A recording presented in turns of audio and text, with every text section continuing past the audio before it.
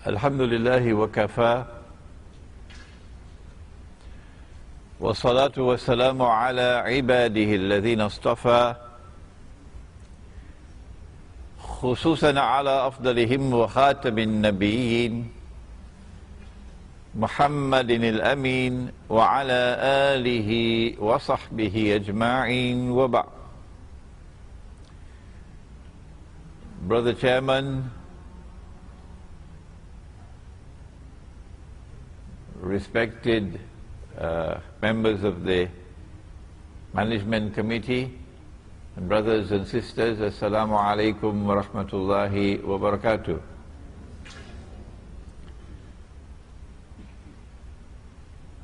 Our subject is one which is not just important, it is also one of critical importance.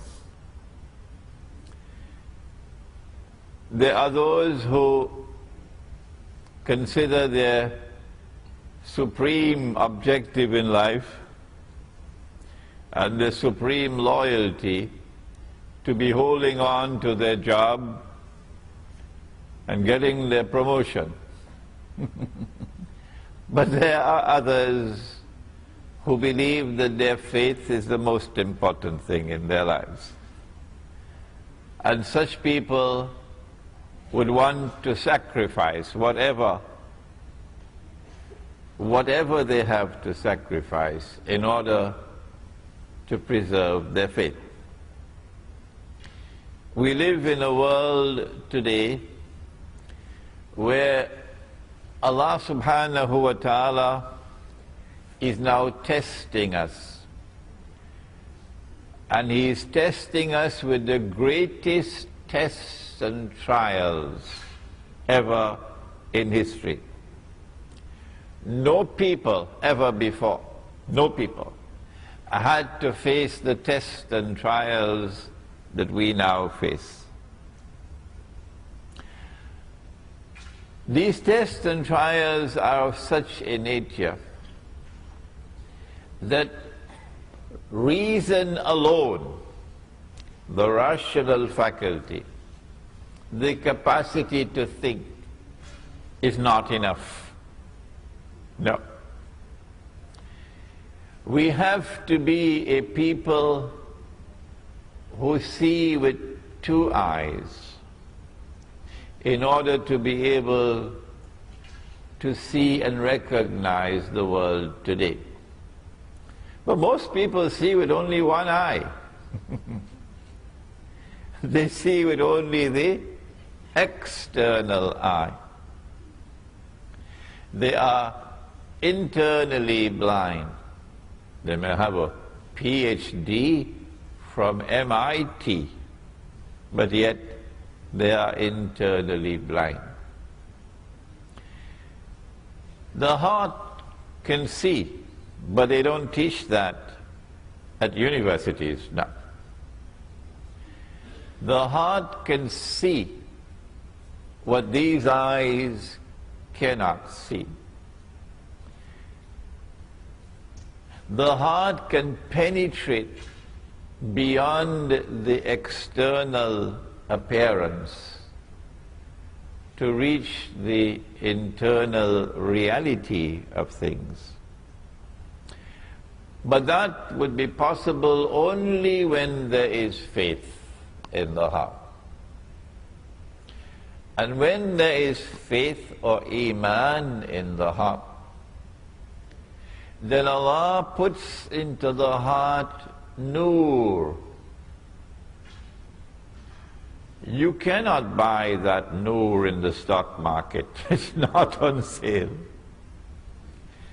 The government of Malaysia cannot give you that nur. No.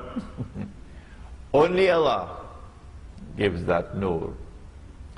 And when Allah puts nur in the heart, then with these two eyes, the external and the internal, we will be able to read the world today correctly.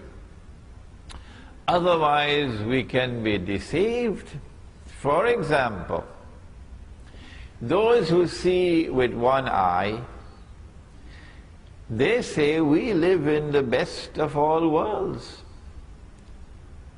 This is the best world ever. There has never been a better world than this.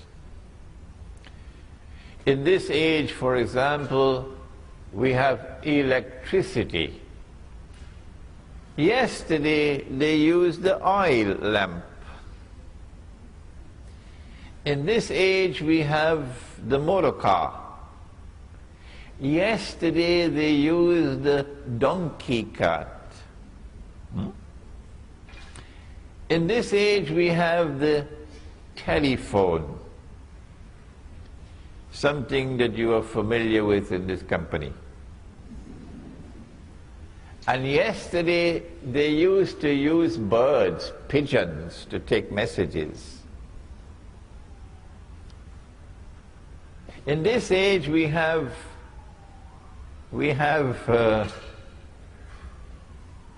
the toilets in the home, because we have sewage systems. And yesterday you had to go outside of the home. And so the evidence keeps on mounting.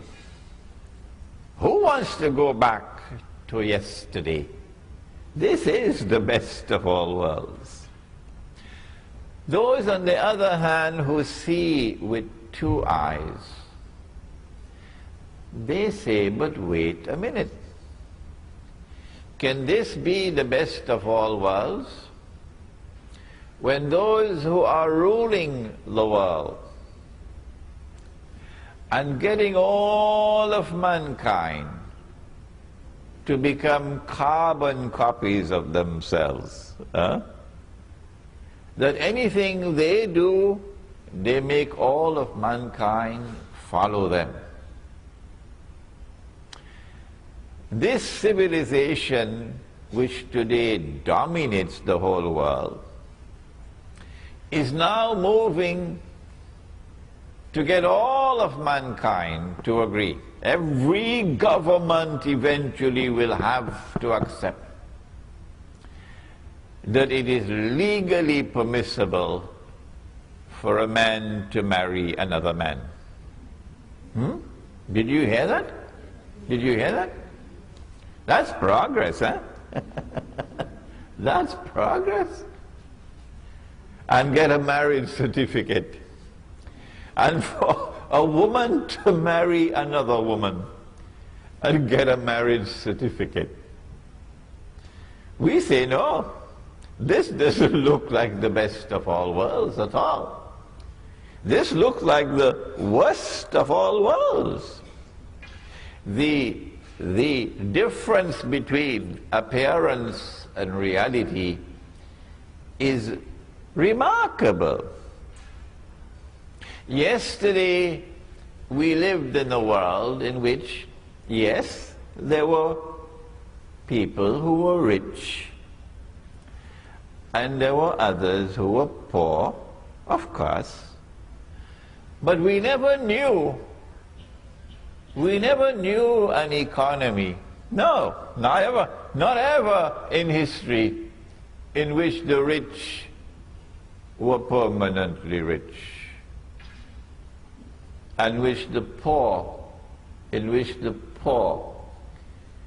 were imprisoned in permanent poverty and destitution. This is the first time in human history. We say this is not progress. We always used money all through history. And the money that we used was money which had its value inside the money. So it was money with intrinsic value.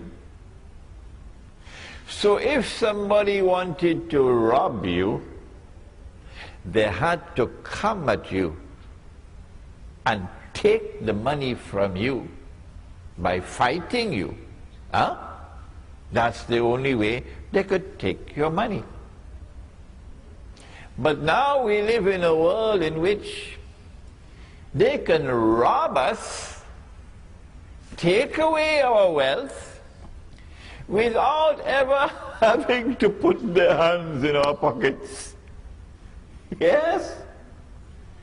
And they have reduced Indonesia today to slavery. And they have reduced Bangladesh to slavery. And Egypt to slavery. It is not by accident that Indonesia is so poor today. If you believe that Indonesia is poor because the Indonesians don't work, huh? Then you should buy a one-way ticket to the moon and go and stay there. You don't belong to here. No. There is a monetary system in the world today, and I know that subject because I have studied international monetary economics at 2 universities.